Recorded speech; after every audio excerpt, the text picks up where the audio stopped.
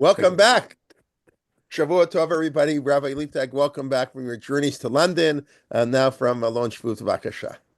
Okay, I'm going to give I came up with a new title. It was too late to change the title. But the title we've been talking about fear and like near-death experiences in the fear at Har Sinai. So the new title for today is there's the uh, there's the fear of danger, which we've been talking about, and now we're going to talk about the danger of fear. You understand the difference? There's the fear of danger that Am Yisrael is experiencing in every single event they go through on the way to Har Sinai. And at Har Sinai, we're going to have the danger of fear, and I'll try to explain that today's share. And I need the story of Eliyahu and Har Carmel to explain it. Okay, we're going to get started and share my screen. And this again, we're building up the topic. I'm picking the Har Sinai topic because it relates to Shemot, which we're counting the days up to. So we're going to have two more classes in the series. So we're going to start with, here we are. I think the source sheet's up there, class 14 on Sefer Shemot. But we continue to discuss the centrality of fear that leads up to Har Sinai. And I'm going to begin with a quick review of what we saw in Sefer Dvarim last week. Remember, Sefer Dvarim, there's a big speech from chapters 5 to 26. And Moshe begins explaining the speech that the laws were given together with the Ten Commandments. Therefore, he begins with the Ten Commandments. But after he tells the story of how we received the Ten Commandments, he explains why the people begged Moshe to be the middleman and not hear directly from God anymore. So these statements, the Dvarim, the Aseret Dvarim, God spoke to them from again on the mountain Mitoch HaEsh, from the fire, together with the cloud and darkness and fog. Okay, Kol Gadol, a loud noise. Remember all these words. It didn't stop, and he wrote these 10 statements down on stone, as we all know, called the first Luchot. When you heard that loud voice from the darkness and the mountain Bahar Bo'er Ba'esh, again the word Esh, everything's full of fire. Then what happened? But then all the leaders of your people came to me, and they explained everyone's complaint. But Tamrun and we understand God's greatness, His glory. We heard His voice at Kol Shamanu Mitoch HaEsh, again from the fire. And today we know that it's impossible. It's possible, even though in a minute they'll say it's impossible. Ki daber elim et adam v'chai. Man can actually have a communication with God. Man can hear God speak to him, but only for a short amount of time. But lama namut. They say if we'll die, because we'll be eaten by this great fire. Again, ki tochleinu esh hagdola azot. Again, see the theme of fire all through the story. Okay, if we continue to hear God's voice anymore, we're going to die. And therefore, and they say, because what possible mortal person could hear God's voice from the fire and stay alive like we did? And therefore, to save their lives, and basically they can't experience this anymore, they can't sustain it. Therefore, they tell Moshe, Krabatau, you go and listen, everything God will command us, and you'll speak to us, everything God will say, and then we'll, Shemanu Vasinu, we're staying now, Nasev and Ishma, to what they'll hear from Moshe in the name of God. Now, what's interesting, God hears this complaint, this request, okay? And when they spoke to Moshe, right? And God says, Shamati kol divrei hamazeh. God hears what the people complained. Heitivu asher diberu. In other words, it seems like from God's response to Moshe Rabbeinu, it seems like God wanted this to happen. It's not that the people got scared and they didn't live up to it, but God wanted this to happen. Keep this in mind when we go back and see the Psukim in Shemot, whether when we have the parallel story in Shemot, what was the end result? When Moshe said, don't go back, out the road, don't be fearful. Was Moshe telling the people, don't go any farther away, or to come back to where they were before? Keep that in mind. But in the story here in Sefer Devarim, it seems like God purposely put him through this fear experience so they wouldn't want that direct encounter because it was too intense. As through the shir that I'll try to give a reason for it, and we'll get back to it soon. Okay, and then he says, "Mitain," like halavai in modern day Hebrew or Yiddish. It should only be that what?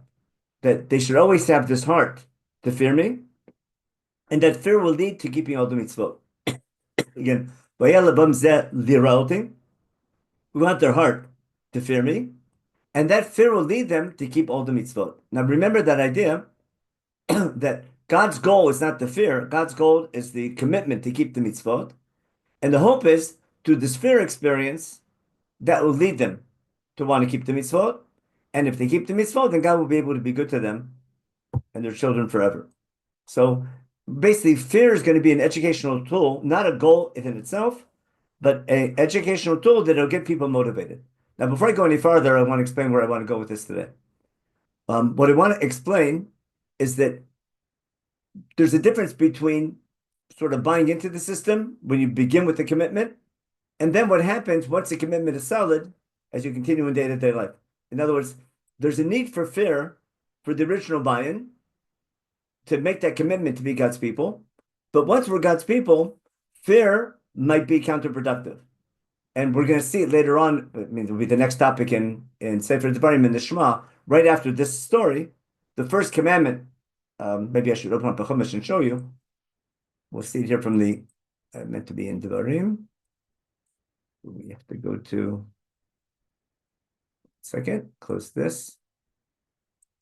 We were at the end of Devarim chapter 5. So right afterwards in chapter 6, what's coming up is the mitzvah chuk mishpatim that God told Moshe at that time to teach the people that they have to keep in the land. Why do we have all these laws? The man tira, in order the people should fear God, to keep, and that fear will lead them to keeping all his mitzvot, and they'll teach it to their children and their children, so they'll live a long time in the land. And therefore, Shemot Yisrael should listen to these laws, make sure to keep them, again, for your own good, just like God promised your ancestors. Now that the introduction is over, Moshe begins this famous law section called the HaMitzvah section, followed by the Chukim Mishpatim with the famous Shema Yisrael. Hashem Elokeinu, Hashem our boss who made the covenant with us at Har Sinai, he's the one and only God. And the first commandment after this whole story of fear is to love God. Your relationship should be built out of love and not only out of fear, but also out of love. What I'm trying to show is I needed the fear to make that commitment, but the commitment should continue with the attitude of love. And then these things I'm commanding you today, put on your heart and teach them to your children and have reminders, etc. And then we have this whole section in Sefer Devarim, which we'll see soon. And it ends with the last parsha of Kriyat Shema, which is about reward and punishment. So the two parsha of Kriyat Shema sort of blend together the theme of Avah and Yirah, and you need this constant balance between them. I think it's going on something very basic, which I guess I'm assuming Rav Soloveitcher talks about in Lonely Man of Faith when he talks about Adam 1 and Adam 2. Sometimes you wonder why does Chumash present two stories of creation? Why does it use two names for God? There's something very basic to human experience that in relationships, that there's a need for fear and there's a need for love and compassion, etc. And there's no one rule that works all the time. We know this with negotiations between right wing, left wing, between different approaches to solving political problems, economic problems. There's one approach being strict and mean, the other approach being forgiving. Same problem when raising children, raising family, and working relationships. And there is no one approach which is 100% right. You need a balance between them. The question is, what comes first? That's why we saw the parak 2 weeks ago of Rashid Chochmah Yirat Hashem. The beginning of wisdom comes with Yirah, but you can't. That's not sustainable if you remain that way. And then how we transition from Avah from Yirah to Avah. I want to bring an example from the story of Eliyahu. Okay, now that was a review from last week, and now we're going to get to work on this week. What we didn't do last week, something we probably should have done, just to show this idea of Yirah and the purpose of Yirah, the purpose of fear. In chapter 4 in Devarim, which is the introduction to the main speech, after Moshe tells the people to keep the laws and not to add and take off, etc., he makes this following statement, and listen carefully how it explains, it supports what we just talked about. Moshe tells the people as follow in the introductory section of the first speech. Okay? Make sure to be careful. The what? Not to forget this experience that you went and teach that experience to your children. What experience? The day you stood in front of God at Har Sinai in Chorev, when God told me, Hakel li et ha'am. Remember, that's going to explain Hakel later on. It means Hakel is going to relive this experience. And now we're going to see the purpose of the fear at Har Sinai. So when God put all these theatrics when we stood in Har Sinai before saying these commandments and entering the covenant.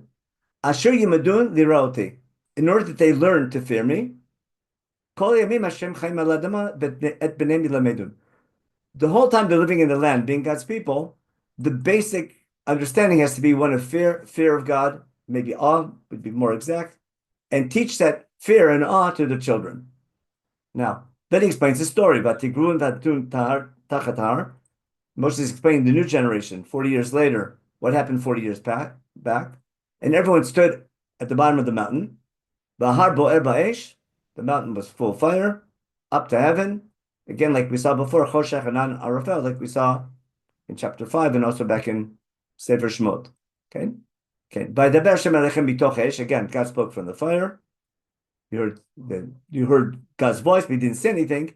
And then he told it, he was covenant, Aser Tadvarim, the 10 statements, and wrote them on stone. And at the same time, God commanded me to teach these laws of Sefer Devarim, the Chukim Mishpatim, which that's why this is the introduction to the main speech. Okay? And then he says, be careful, right, that you didn't see any picture when God spoke to you, mitoch ha'esh. And then there's the fear that here's what I'm going to show you now. There's a fear that because you saw God in fire and your whole relationship was built on fear, there's a fear now, pentashchitun, basitem mechem pesel. You might make not an other God, but a symbol of God himself. We'll see later on in Sefer Devarim, this is not a fear of serving other gods. It's the danger of making a symbol of God to remember that experience, which can lead to idol worship. Again, that's the topic. If we have time later, we'll talk about how it leads to chet ego. But the main thing I want to show you now is that in Moshe's introduction to the main speech, he talks about the importance of the fear experience. There was a need for fear to buy into the original covenant, and now we have to see how we sort of wean ourselves off the fear and turn to avah, but keeping fear in the background and teaching that fear to our children.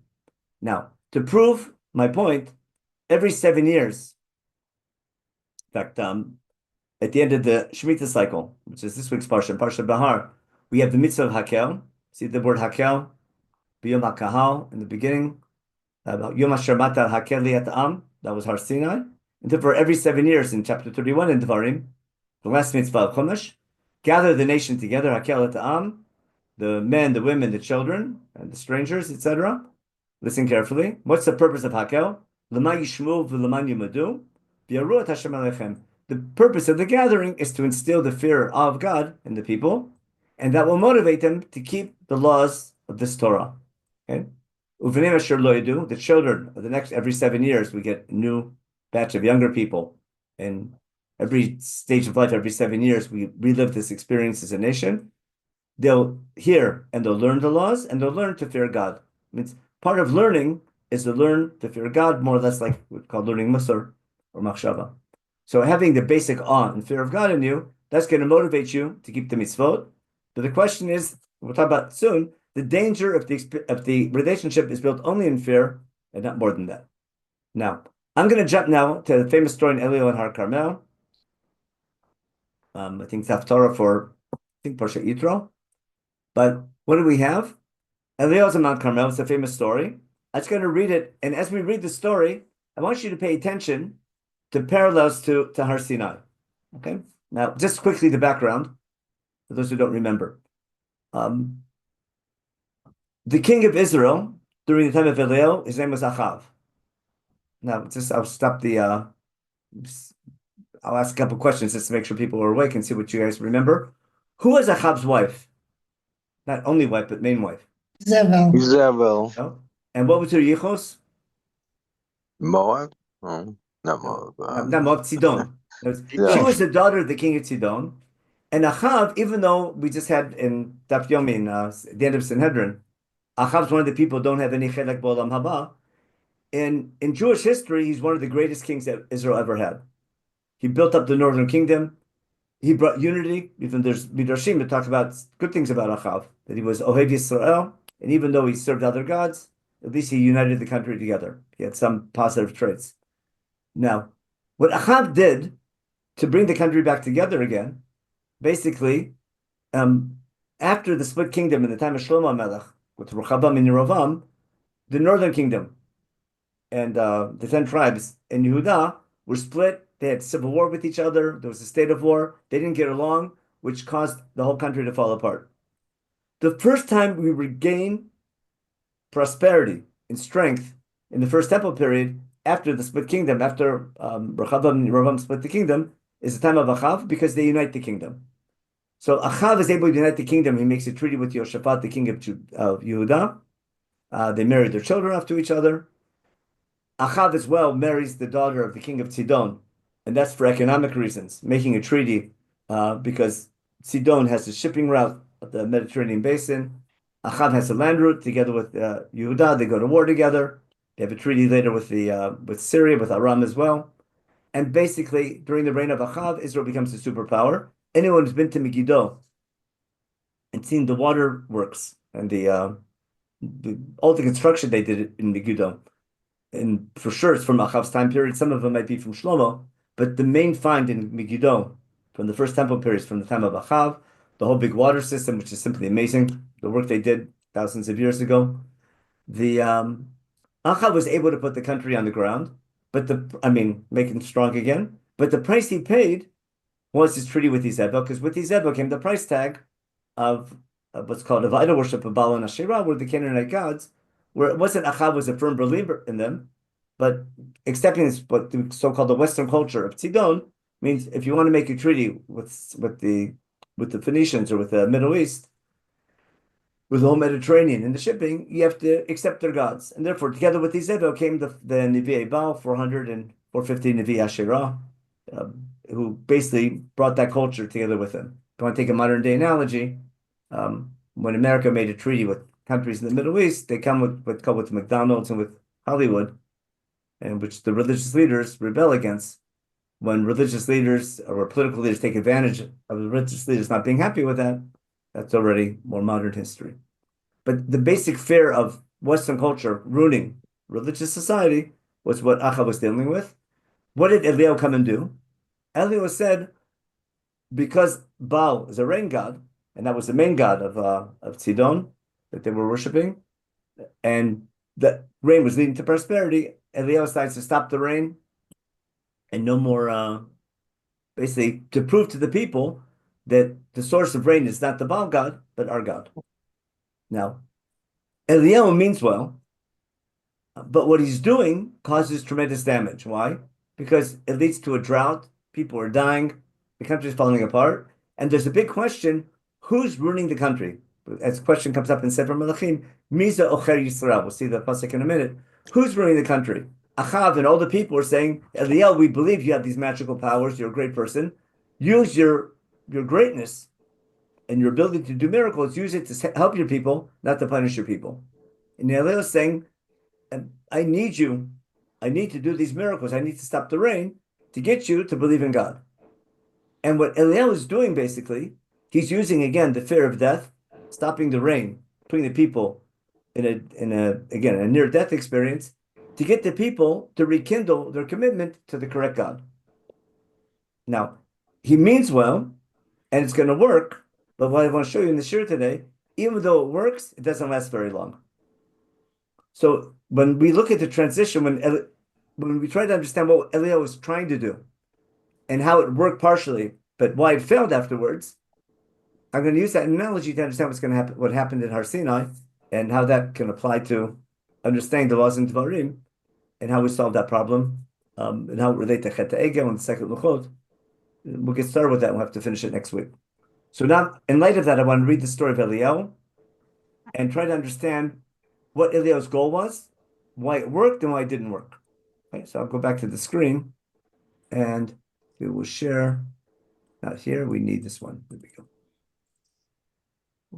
So, notice after they had the showdown on Har Carmel, all the Nevei Baal prayed for hours and hours, brought korbanot, etc., and no rain came. And after Eliyahu proved to them they don't have the ability to get their God to bring rain, Eliyahu wants to prove to them that he can bring the rain after years of a drought. This is come near me. Right? It says that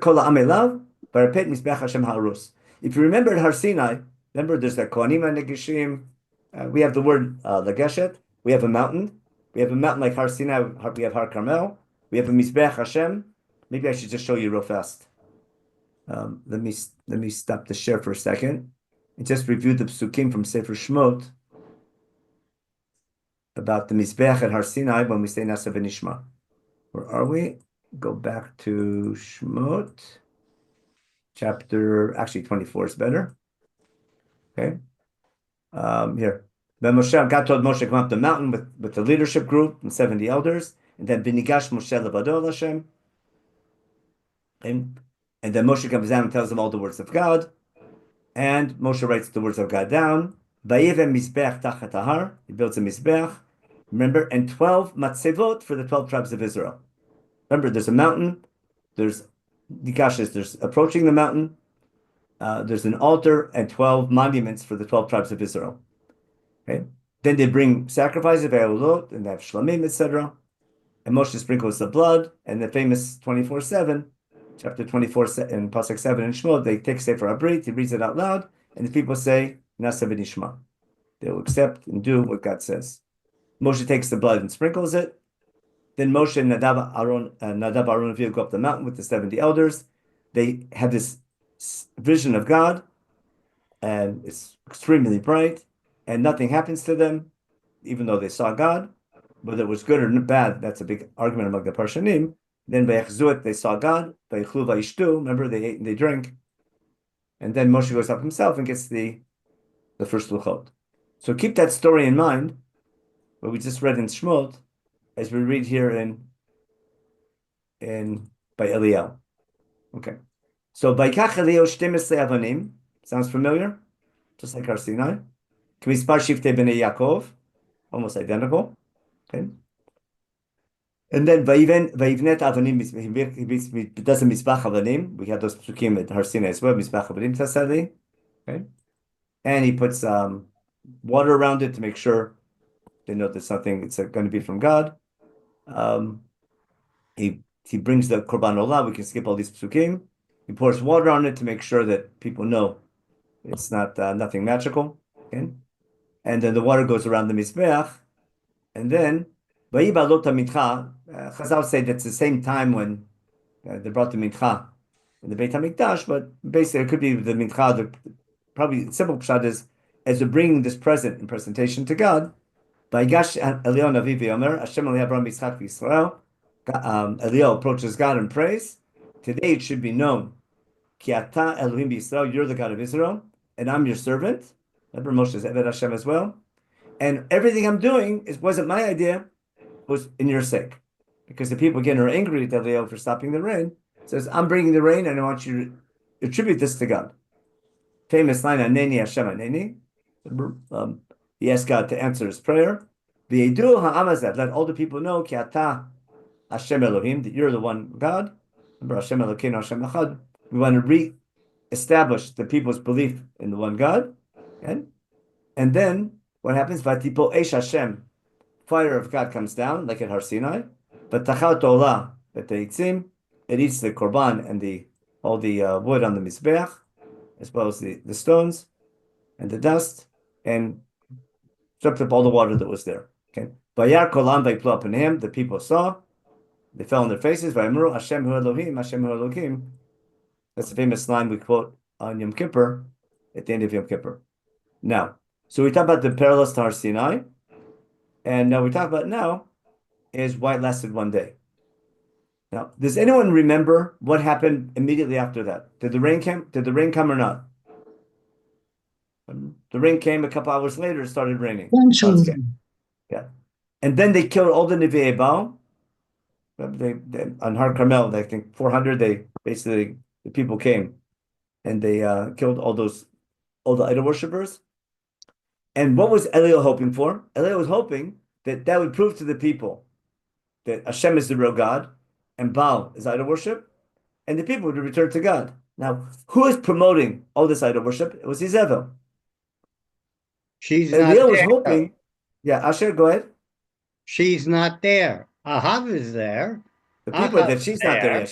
He's there. and he agrees with everything, and he allows all of the prophets to be killed. But she's not there. As soon as she hears what happens, she comes after Eliyahu. She said, "You're not Exactly. gonna get away Yeah. with this one Now, day." now, now, why can't Eliel bring fire from heaven to kill Izebel? But what Eliel wanted, he wanted the people to get rid of Izebel. You understand what I'm getting at? He wanted a grassroots movement. Just killing them won't help because then people feel sorry for them. He wanted the people to do the revolt against Avodat Baal. It was the miracle of Eish Min HaShamayim was supposed to be a catalyst to get things moving, but had to be continued from the bottom up by the people. And he was hoping that Achav and the people would support him now and they would get rid of Izebel. Now, why am I saying that? It's going to take 20 years, but that's what's going to happen the slow way.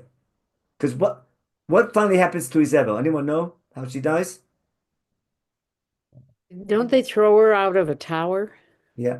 When They they throw go- her out of her, I'm not tower, out of her from some second or third floor of her palace. But there was no shortage of volunteers to do the work. Yehu, the general, starts a coup d'etat. He wipes out the whole house of Achav.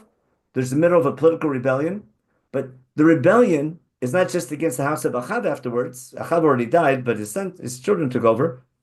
But there's going to be a people's rebellion against Baal and Achav and the house of Achav and everything it stood for.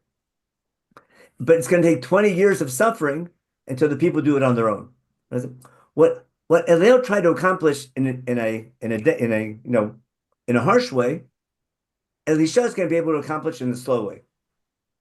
And that we have to talk about how we're going to get there. What I'm trying to explain is Eliel was hoping that this one big miracle would turn the people around and would last. And it lasted one day. Now we're going to look at the story. What happened next? Here's what happens. Let's go to back to Eliel Goes to the desert. in chapter 19. Okay. So Achav comes and says, Izebel, what happened? Everything Eliel did. He killed the Nevi'im. And what's Izebel's response? Vatishlach Izebel malach Eliel lemor. Izebel sends a royal emissary to Eliel saying, Kol yasun Elohim v'chol yasifun ki kate machar asim et nafshcha k'nafshcha mehem. She puts out the death warrant for Eliel. What you did to them, I'm going to do to you. Izebel doesn't buy it. Eliel was hoping people would support him. And now the most, in my opinion, the most important word, Vayar. What does he see? He doesn't see anything. He sees that no one's coming to his assistance. No one's, there's this death warrant for his arrest. Izebel stays in power, and no one comes to help him. He sees it wasn't working, and there he basically quits. He's had it. He put so much work into this, caused so much damage and danger by stopping the rain, and it didn't work. And he wants to he submits his resignation.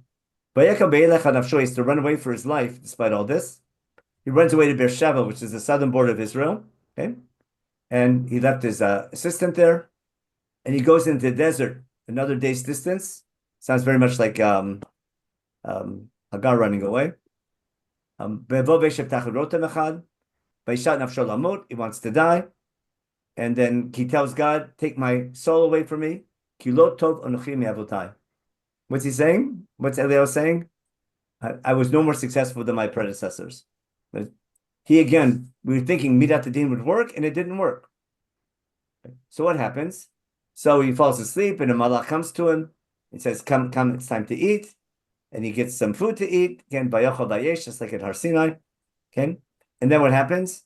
The malach touches him and says, "You have a journey to do." And look at the parallel at Har Sinai. Remember these 40 days and 40 nights? He gets up, he eats Vayochel Vayishtu. Remember, we saw that before. They eat and they drink. And from that eating, it gave him strength to go 40 days and 40 nights till now he returns to Har Sinai to Chorev. He comes to a Ma'ara. Now, is there ever a cave at Har Sinai? And remember the Nikrat Tatzor? No, we're getting now to the story of the second Luchot in a minute. Hashem in the rock. puts Moshe in there and passes in front of him. Exactly. Okay. And then he stays there, and then God speaks to him saying, Eliel, what are you doing here? Okay. Vayomer, this is what Eliel says, the famous line, Kono kineti l'Hashem ha'mitzvot. I was zealous. Remember, that's Elkanah. That's the Ten Commandments. Remember in the second commandment, Ke'anochi Hashem Elokech El Kana, I'm a zealous God, Pokei Avon, L'sonai, I punish those who hate me, who don't follow my laws. Why? Ki Yezvu Britcha B'nei Yisrael, your nation left their covenant. Okay? And they destroyed your altars, etc. They killed your Nevi'im. They didn't like the rabbis. They persecuted them. And I was the last one left. And now they want to kill me as well. Okay? No, basically he's resigning, and he's basically saying is, I tried everything, and the people left your breed. The Chazal pick up on this. Everyone know I'll stop, take a quick break for a minute. Anyone know how this explains why Eliyahu comes? Eliyahu comes twice in our day-to-day Judaism. We invite him to the Seder, right? And we invite him to every Brit Milah. Remember Kisei Eliyahu? Anyone know why? Should be a pretty famous reason. He was wrong about Klal Yisrael. He said they don't keep anything. Yeah. He made the statement that Am Yisrael left the brit, and in the Midrash says we have to show Eliyahu we didn't break the brit. And every time we have a Brit Milah, we invite Eliyahu to witness the brit, and every time we remember Brit Ben Abtarim at the Leil Seder, we invite Eliyahu as well to show Eliyahu or to show ourselves that we haven't broken your brit. So it's called a limud zchut for Am Yisrael. So midrashically it's beautiful, but I want to go back to Eliyahu's story. He's claiming Am Yisrael broke the brit, and listen to God's answer to his resignation. And we're going to see the inverse of Har Sinai now in a minute. What? Wrong source. Look at the share, and what are we up to? No, wrong one again. I'll get it right in a second. I need my PDF. Here we are. Okay. Listen, what's God say? V'yomer, Seiv amarata b'har lifnei Hashem. Go back and stand in the mountain in front of God. V'nei Hashem over b'ruach gdola chazak b'frei karim u'mshaber sleim lifnei Hashem v'lo b'ruach Hashem. There's a big strong wind, but God's not in a strong wind. V'achar ruach rash, there's a great noise, okay? And God's not in the great noise. V'achar rash eish, after the earthquake or the shaking land and the noise of it, there's fire. V'lo b'eish Hashem. This is a famous story that God is no longer in fire and noise. Remember the Kolot Brakim, all the theatrics we had in Har Sinai, it's being reversed now. And what's God now? Kod Mamadaka, like a soft, low voice. Now, some people understand this as a sign that God's leaving, God's Shekhinah is leaving. It's what's called Siluk Shekhinah. That's one way to understand it. That God's presence is no longer felt. He'll be like on a small, like when someone's in a coma, everything turns, the body doesn't die, but all the major systems are put on hold, and we just keep the heart beating. So that's one way of looking at it. Or it could be that God's whole relationship with Am Yisrael is going to change. Instead of being what's called from Din, we're going to go to Rachamim. Okay? And then when Eliyahu hears this, he hides himself in his Aderet, and he stands in front of the Marah again, and God calls out at him again, and he says the same thing again, and then God answers him pretty much a similar answer. But what I want to talk about is what he tells Eliyahu to do. Now, V'yom Hashem Elav. God's answer to Eliyahu is, I accept your resignation, but before you resign, you have some work to do. In other words, you sort of have to fix the mess you made. So what's Hashem tell him? V'yom Hashem Elav. Lech shuv ledarcha midbar Damascus. Go back up north, back to the country. He was down in the Sinai, up towards Syria. That's the other direction, through Israel up to Syria. Ubata mashachtet chazel lemelech Aram. Before you retire, we need to do a political upheaval, and we need a military overturn in Syria. In other words, we need to change Middle East politics. So do something to change the regime in Syria. It sounds strikingly familiar. Okay? Start a coup d'etat. You need a new political reform in Israel as well. We need a new government in Israel. Get rid of Achav. And we need a new chief rabbi. The new chief Navi, I accept your resignation. Your replacement will be Elisha ben Shaphat, the famous Elisha as opposed to Eliyahu. Okay? And then Elisha. These three things will, all the punishment will come through them. Now, it's very short here what's happening, and we'll get back to this in a minute. But if you remember from Sefer Melachim, none of these happen right away. Of these three things, doing overturn a new king in Syria, Chazal becoming king of Aram, and a new Navi, and a new king of Israel, which of those three does Eliyahu himself do? Anyone know? Which of those three jobs does Eliyahu himself do? He makes Elisha his successor. He makes Elisha his successor, and that's it. And they don't seem to get along too well either. You see, there's two different approaches they have. I mean, they get along, but they have it's not doesn't seem to be the most ideal relationship between them. They have what's called different hashkafot, different ways of looking at things. Who makes Yehu the king of Israel? I'm sorry, so go back a step. Who makes Chazael the king of Aram? Not Eliyahu, rather Elisha.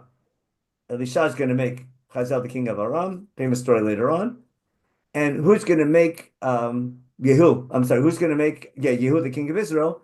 That's the Tamid of Elisha he's going to send. Elisha is going to instigate it, but he'll send his Tamid, his Nar, his apprentice, to go in and make Yehu the king. All that's going to take some 20 years, but by the time it's over, what happens? When Yehu's revolt happens, all these new events in the Middle East is going to lead to a political upheaval in Syria and in Israel. And ultimately, it will lead to the people's revolt, getting rid of Yisrael and their whole government, and the whole Asabachav and everyone working for him. It's called Mered Yehu. And by the time it's over, Yisrael was thrown out the window, eaten by the dogs, and people couldn't care less about it. Now, again, there's a people's revolt against Yisrael. But what Eliyahu wanted to happen in a miraculous way, God is going to instigate it happening through natural means. That's my point I want to show you, but I think that's what more of a class in Sefer Melachim. What I'm trying to show you is I need fire from heaven. I need this big miracle as a start. But if that's all there is, it doesn't come with education and follow-up and laws, it doesn't last. Now, I made a joke one time. I hope it's sort of a joke. I wish it was only a joke. We have a custom. When do we say Hashem Hu Elokim? When is it central to our davening? That quote? Yom Kippur. Yom Kippur. Yom Kippur, when Yom Kippur is over, at the end of Yom Kippur, that's like the highlight at the end of Ne'ilah.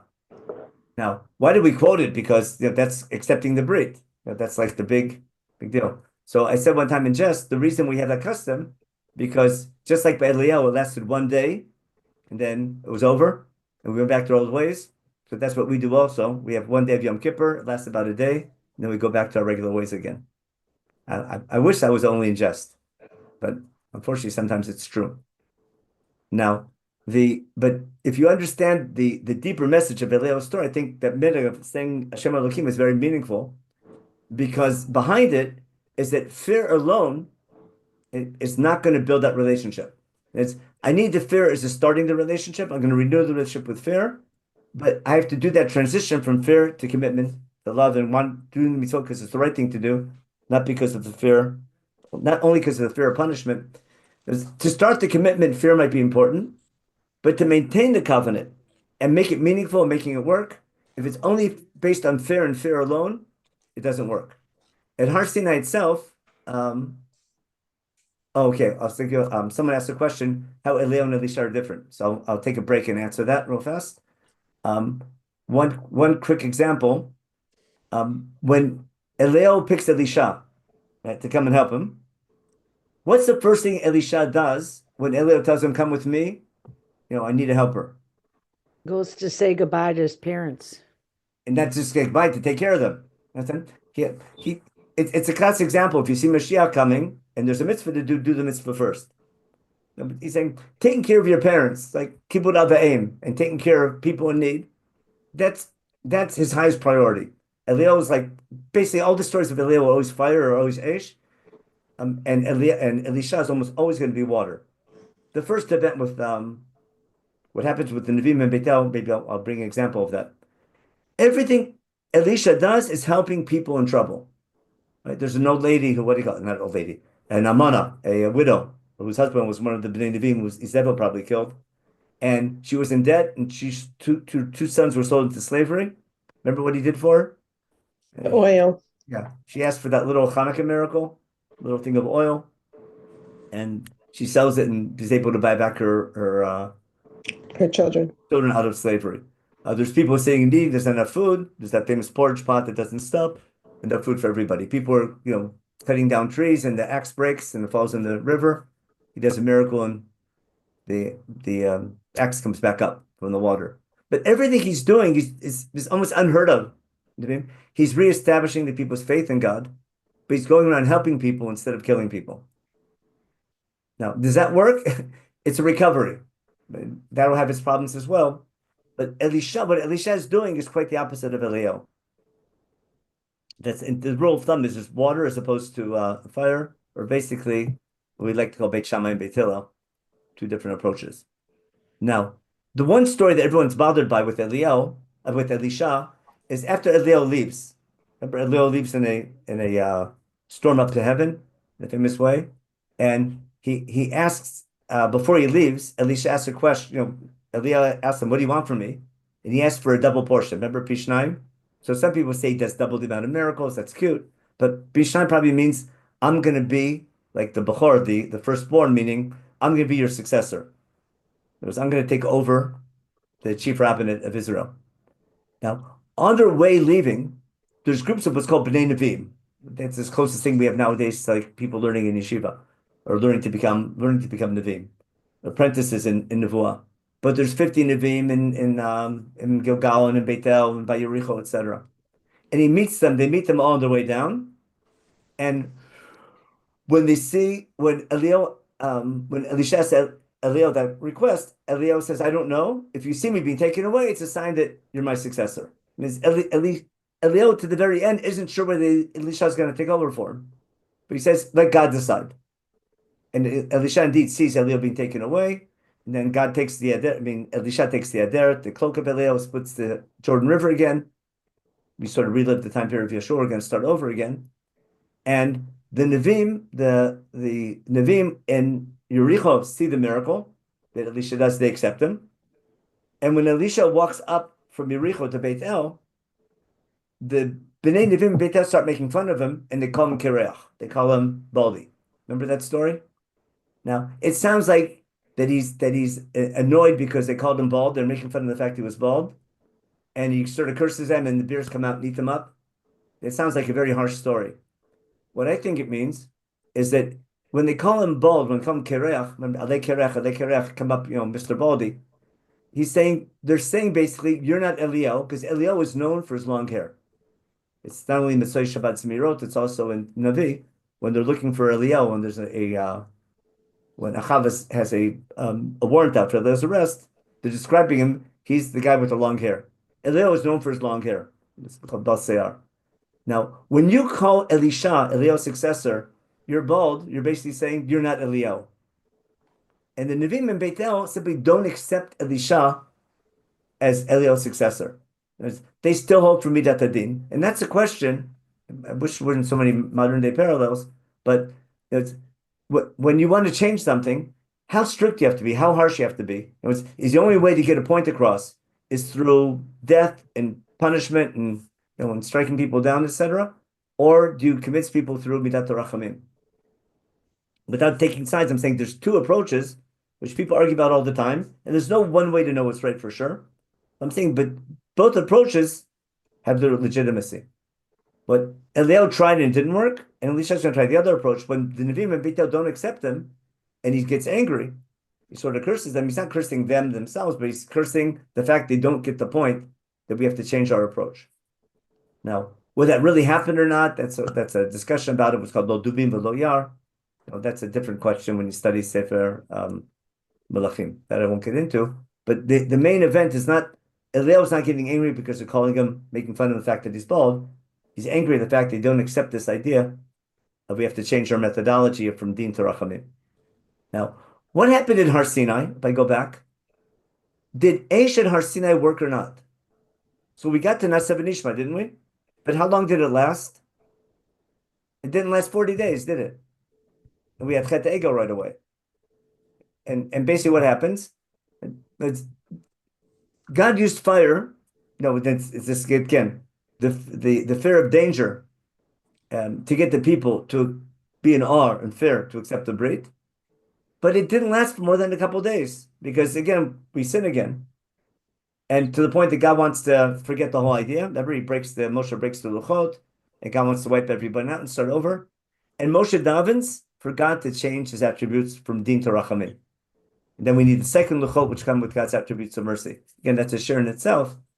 But what I'm trying to show you, you see from what happened with Eliyahu, and the same thing happening at Har Sinai, that fear alone is not going to last. Fear is important to start something, but you need the educational follow-up to go from Yirah to Ava and a balance between them. Again, Yirah has to be at the base, at the background. Again, Rishit Kocham Yirat Hashem, but it has to lead to commitment and doing things it's the right thing to do. Now, to enable that to happen, God has to change his attributes from din, from judgment to mercy. That's God's attributes of mercy later on. And later, but Chazal will understand, it's not just that God changes his attributes. The way that we serve God afterwards is that if God is going to be forgiving, he'll be forgiving to us if we're forgiving to others.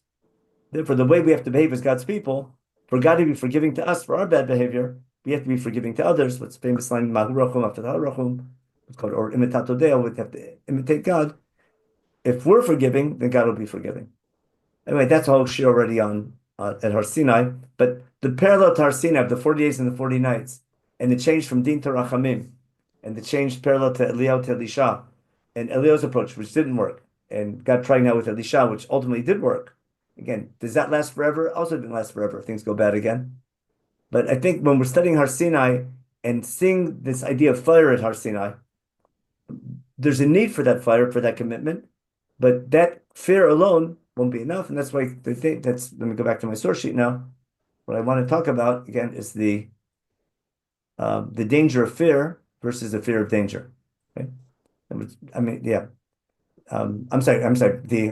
We have the fear of danger, which leads the people to the commitment, but there's a danger of fear. If the whole relationship is built on fear alone, that's dangerous, and it simply won't work to be God's people. Okay? So it relates to chapter 6 in Devarim, the commandment to love God that we saw before, Avat Hashem right afterwards. And that's the opening psukim of Kriyat Shema. And I'll show you now something similar in chapter 7 in Devarim, where God talks about the Brit at Har Sinai, but talks about the need for love and why we're chosen. So we'll do that on, let me share my screen real fast and go back to the psukim in Devarim chapter 7. Here we are, back to, no, we don't want that. We went too far. Okay. Devarim chapter 7. Okay. Remember, Moshe's starting after the Shema in chapter 6, talks about loving God and fearing God, keeping his mitzvot, etc. Then God says, when you come to the land of Israel, I'll help you conquer the enemies, the 7 nations, and then make sure not to make treaties with them and don't assimilate, etc. No. Then he says as follows, Pasuk Vav. Yam kadosh atah Hashem Elokecha. That's Har Sinai. Remember, attempt to do the mamleket kolim v'kol kadosh. That's the covenant we made at Har Sinai before we get to 10 Commandments. You're a nation set aside for Hashem, your God. B'cha b'char Hashem Elokecha le'olam skula. That God chose you to be his treasured nation from all the nations up in the Adamah. That's exactly Brit Sinai. If you remember from Shemot chapter 19, Shemot tishmu b'koli u'shmartem et briti v'tim skula mikol amim ki li kol arz v'tem tiuli mamlechet kolim v'kol kadosh. And that was the proposition that God made at Har Sinai. We'll see it again in a minute. Then God says as follows. Okay, I didn't choose you because you're the biggest nation. Right? That's how he chose you. You're small among the nations. Your goal is not to be the main nation. You're one nation among many, but you're small. But you were chosen out of love. Hashem loved you, or chose you out of love. And to keep his promise he made to Abraham, Yitzhak, and Yaakov, and that's why he took you out of Egypt, keeping that brit. Okay?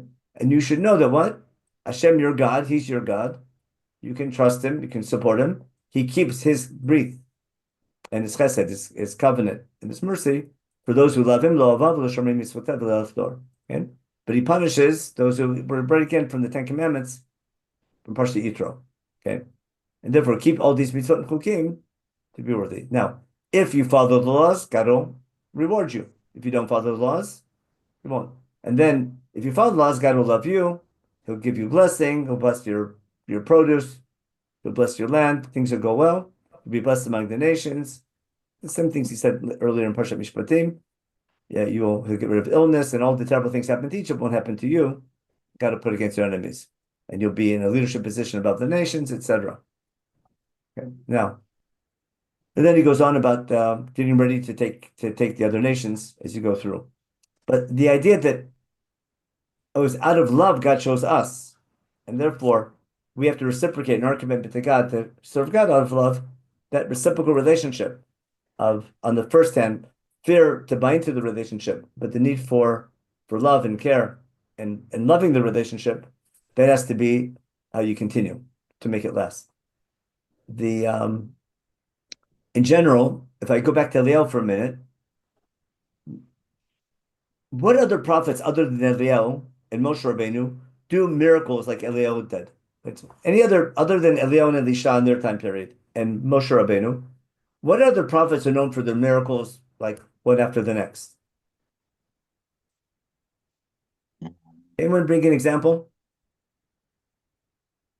Shmuel, the Okay, how many son, miracles did Shmuel do? someone. He does. He brings rain during grain Right. harvest when they anoint the king, which can happen. That's not that. No, it's not that. It's not that supernatural. It happens to this day sometimes. This time of year, sometimes you get a rainstorm. And he happens, but he doesn't. Most of the things Shmuel's doing are not miracles. But maybe a little bit. But Shimshon? does Yirmiyahu do miracles? Does Micha, Hosea, Amos? No, no. Mishael moves the what do you call it? Has a thing The with son the back. Yeshua. yeah.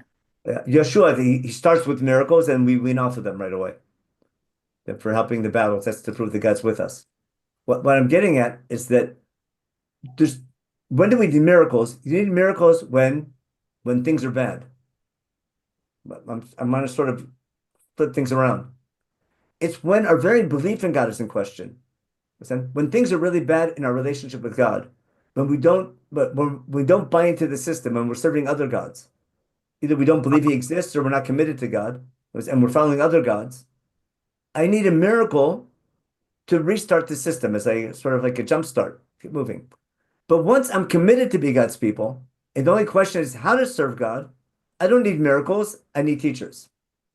So there's prophets who give musar, like the classic later prophets, Yishael, Hosea, Amos, Micha.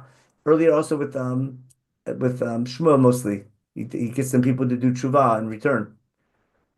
But when do we need miracles? When the very belief in God is in question. That's why coming out of Egypt, when we're slavery in Egypt, when Eliel has to deal with people believing in Baal because they're so successful under Achav. When the very belief in God and the very commitment to God is in question, I need a miracle as a jumpstart to get Am Yisrael back on the right path again. Once we're committed to be God's people, and the question is how to serve God properly. That's what's the main thing God wants you? I need guidance of how to be a good servant of God. I need a different type of prophet. I need the rabbi's speech more than the miracle worker. So sometimes we think that miracles is a sign we're on a high level. I'm trying to show you that when Nevi'im need to do miracles, it's a sign it's a lower level. And ideally, we shouldn't need to have miracles. We need guidance to make sure we don't need miracles. We should be able to serve God properly and not need these wake-up calls and punishments to put us back in the right path. Isn't it also that? Yeah, Neil, go ahead. Isn't it also that the miracle doesn't work? I mean, it wasn't a wake-up call. Because a miracle happens every day. We call nature. Right. Yeah. So No, but you need them every once in a while. But if they don't come with education, they don't work. And that's why if I only had a miracle, people would believe if somebody doesn't work. So I think there's a very deep educational message there. Again, there's a need for that fire and brimstone at Har Sinai that first one time. But the main thing is to pass that experience down and teach that to your children so that we won't need it again. But if we can have that awe and fear of God without the need of the miracle, without the need of the danger, that would be ideal. If I can educationally reach the point of the fear of God and awe of God and commitment to be God's people without the need for a death experience to wake people up, that would be ideal. When things get really bad, sometimes that God has to bring that situation to get us back into things again. I'm sort of flipping the classroom on the need for miracles. That when we need miracles, it's a sign that we're in bad shape, not in good shape. the miracles come.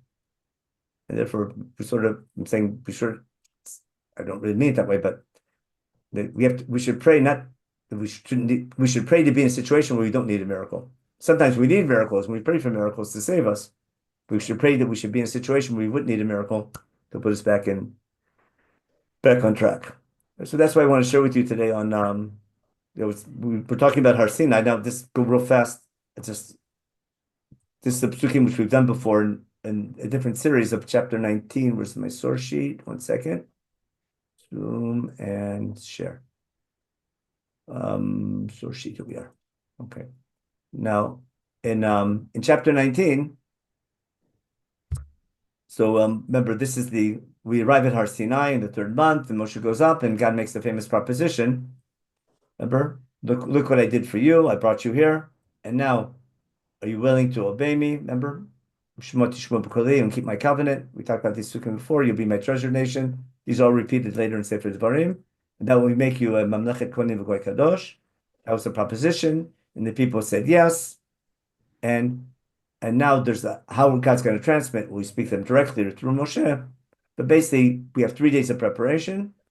And then, after 3 days of preparation, these are the psukim that we saw the parallel to before. On day 3, right before God declares his 10 statements, there's kolot, ubrakim, vanan kaved alahar, v'kol shabar chazak mod. All the things that we saw in Har Sinai were missing. In other words, that's where they were in the beginning, and now God is no longer in that. But we had all these theatrics, and Vayacharad kolam asher, everyone gets scared. They get too scared, and Moshe has to take the people back towards God. And then Har Sinai again is full of fire and smoke and brimstone, etc. And then God speaks from the fire, like we saw in Devarim. And then God has to warn the people, go warn the people not to come too close to see, because they'll die. And even the Kohanim come closer, they have to be careful. And basically, God tells Moshe, tell the people, come close, but keep your distance. There's this tension between how close to be to God, how much you can encounter God without the fear of getting too close and being eaten up by the fire. Then when the 10 Commandments are over, we ended with the Shabbat last week. The short story of the fear story in Shemot is exactly that dialectic. The people see the call, like we had in Har Sinai with Eliyahu, and the strong voice, the shofar blowing, and God's voice, and the mountain full of fire and smoke, and the people see this, and and they become fearful. They stand from a distance, and they tell Moshe, we want to hear from you. We don't want to hear from God. We might die. And Moshe's confusing answer, we're back where we were last week. Don't be afraid, because God's testing you, okay, so that your fear was with him all the time. In other words, Moshe telling the people, don't be too afraid, but it's good. But the purpose of the fear is that you should have that fear with you all the time. And the people stand at a distance, and Moshe goes into the Arafel. So that I think there's an intentional dialectic here, and we saw the same thing in the story in Devarim, where the fear is good. God says it's halavai, they should fear me, but not fear that should lead them to leave God altogether. Fear to be in awe of God, and then later build that relationship from that original fear and awe to build a working relationship out of love and care and midat rachamim, which will make it sustainable. So again, I'm trying to show you that was the theme of this whole series. You have to appreciate the need for fear, Har Sinai. That's key to starting the relationship, to making it strong. But if the relationship is built only on fear and fear alone, those don't last. That falls apart. And how to transition from the basic commitment to be God's people based on fear, and then transition that through education and having a relationship built on love, not just a love of God, but a love of your fellow man, and wanting to be God's people, wanting to keep the mitzvot, not out of fear of punishment, because it's the right thing to do. It's b'chol nafshecha b'chol ma'odecha, as we say in Shema. That's the educational challenge we have all the time. Therefore, when we talk about building up to Shavuot and remembering the bets at Har Sinai, part of the memory is having a fear that begins at commitment, but remembering fear alone can be dangerous as well, and the need to sort of have fear as a basis, but on top of that fear, to build that relationship with love. Okay. Okay. So Zamira is saying we should have to recognize that we have lots of miracles we've seen in our own day. But again, like I said, we have to pray for miracles and appreciate them, but pray at the same time that we should be in a situation we wouldn't need miracles, that we do things the right. I'm not saying not to pray for miracles. I'm saying pray that God gives us miracles to put us out of the situation that we're in, but we should pray to God we should be in a situation that we wouldn't need miracles in the first place. That was a thing that I'm trying to show you. Right. They have a lot of kolot and brakim now. Yeah, lots of them, too many. Right. Anyway, what to do? Again, I was telling that no one knows what the right approach. It's so complicated.